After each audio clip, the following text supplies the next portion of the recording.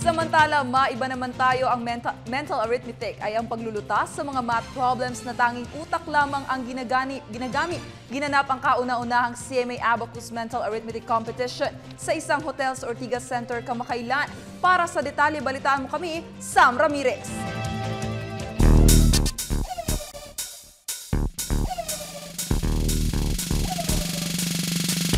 Pinaghalong tradisyonal na kagamitan gaya ng abacus sa paglutas ng mga math problems at makabagong pamamaraan at pag-iisip. Yan ang filosofiya ng isang supplemental learning institute na namuno sa kauna-unahang Abacus Mental Arithmetic Competition kung saan ang mga kalahok ay ang mga bata na may edad 5 hanggang 12. Epektibo ang paggamit sa sistemang ito dahil ayon sa presidente ng Classical Mental Arithmetic o CMA Philippines na si Anthony Esguerra, ay parehong bahagi ng utak ang gumagana kapag nagme-mental arithmetic. Tinuturuan namin sila na i-imagine yung mga position ng abacus. So, ang nakikita nila hindi numbers, ang nakikita nila image. And because of that image, nadidevelop yung both sides ng brain nila. Bakit? Yung image kasi is on the right. Yung logic ng math is on the left. Pero nagtutulungan sila para mapadali nila yung mga pag-solve ng mga questions. Tuwang-tuwa naman ang mga bata dahil parang naglalaro lamang sila tuwing nag-aaral. Because it's beautiful. It's a beautiful math. Math is my favorite and I like to explain.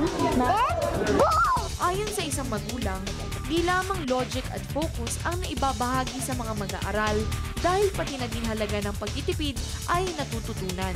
They know like greater than and more than, di ba, na concept of numbers. So when we're outside, even if he loves the toys, he will just look at it and then he won't buy it, especially he knows that it's expensive. Kaya't umano'y mula dito, makikitang napakahalaga ng science at mathematics sa edukasyon at sa ating buhay. Science and math is the foundation of everything. We cannot do away with technology now, which is based on science.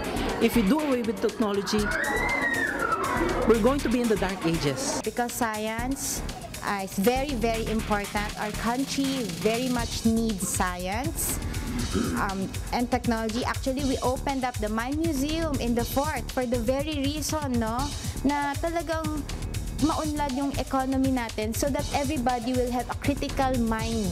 Maaari niyo po ba akong tulungan kung paano po mag-add gamit ng abacus? Walang problema. Madali lang gumamit ng abacus, pero hindi mo siya pwedeng gamitin hanggat ang abacus ay ganito. Dapat, i-clear mo muna siya. Okay, so pag mag-add ka, you have to use your thumb. So, 1 plus 1 plus 1 plus 1. How about pag plus 5? So, plus 5, you're going to use your index finger. Plus 5. Yun lang po.